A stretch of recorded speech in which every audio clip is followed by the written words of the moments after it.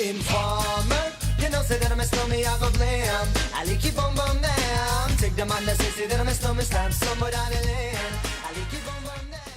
About that, I'm here for a reason, and that is I want to talk about snowflakes. Okay, I think we need a bit of music for this. So, right-leaning people, as in political, not because one leg's shorter than the other, right-leaning people love to call the left snowflakes, which, is, if you don't know, is a term that means someone is highly sensitive or easily offended. However, here is a list of things the right have boycotted recently. Number 1, the musical Hamilton.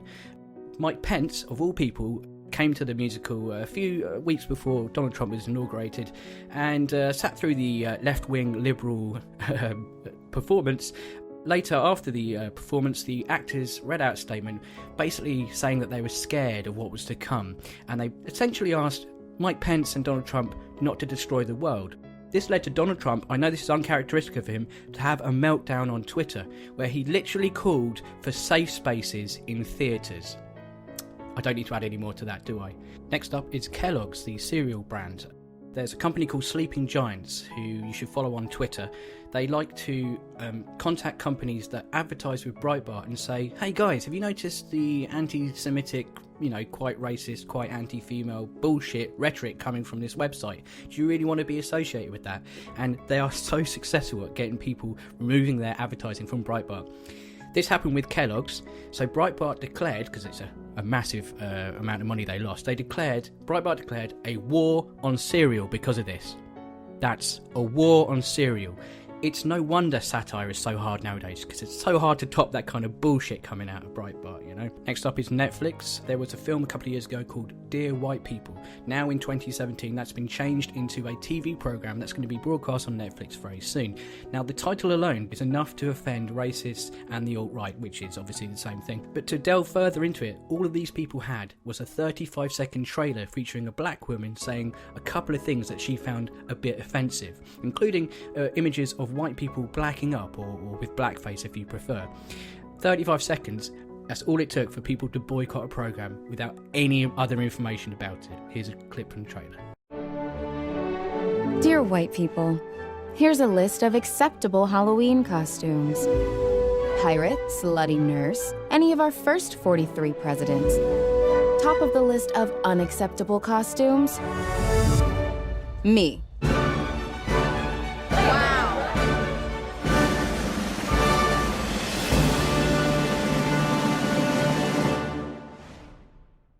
I know butthurt is an overused term, but people who are actually offended by that trailer, a trailer, not the actual show, which is 35 seconds of a woman saying one thing, that is butthurt, isn't it? For crying out loud. Now, moving on, Starbucks, okay? This is from a website called eater.com. Ubiquitous, culturally relevant, self-described third-place coffee giant Starbucks is in hot water, see what they've done there, this time for doing the right thing, in light of the company's recent commitment to hire 10,000 refugees within 5 years in response to Donald Trump's disorganised and highly suspect immigration ban. Trump supporters are banding together to boycott Starbucks.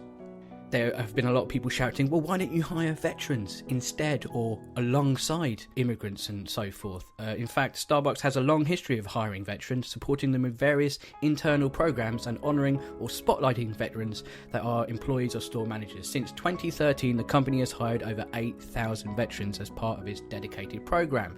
Pretty much the same amount of immigrants as it's going to hire there. The article continues, the last time Americans boycotted Starbucks back in November 2016 was because the company's holiday cups weren't, quote, Christmassy enough. The most recent boycott smells a little bit like the protest that happened along a particularly vocal group of Trump fans before.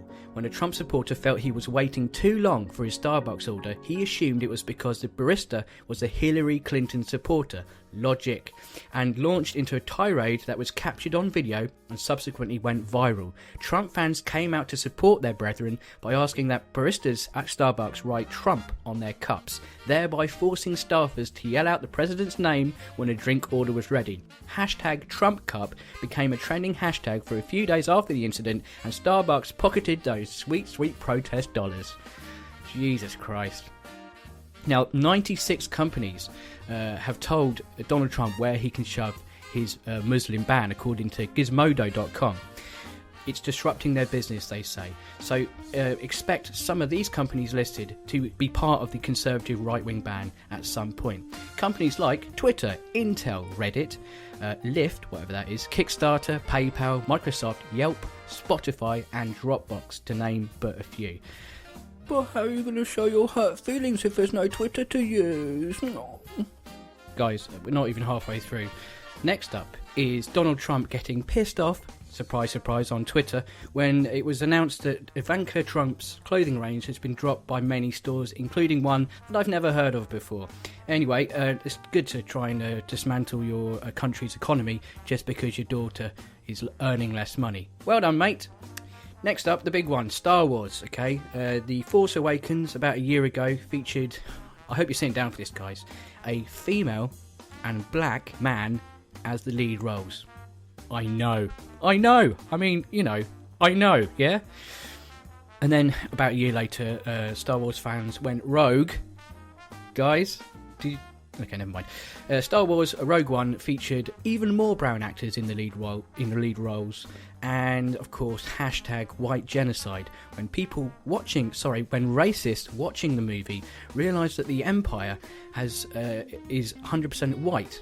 But what they didn't realise is it's always been 100% white. It's always been a fight against white supremacy. Of course, that's annoyed a lot of people, and they called for a boycott of the movie.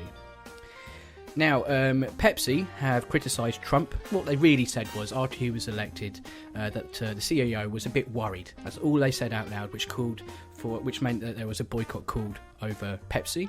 Similarly, Coca-Cola released a multiracial, multicultural advert during the Super Bowl, featuring black, brown, white faces, all of the colours you can think of, which annoyed lots of right-wing people. Airbnb had an advert calling for everyone to just be united together of all colours. Boycott! Another commercial that was supposedly pro-immigration, pro-migrants, featured a man arriving from Eastern Europe, possibly Germany, a white man arriving in America in its early days, the 1800s, not getting too much of a nice greeting upon arrival, being pushed and shoved, threatened to be beaten up and stuff like that. He eventually got on various modes of transport, which either collapsed under his feet or was set fire. He had to swim a certain way. Finally, he got to a destination. He went for a pint in a pub, met someone in the pub. They exchanged details, and they later created the Budweiser Corporation, producing possibly the worst beer that's ever been created in mankind.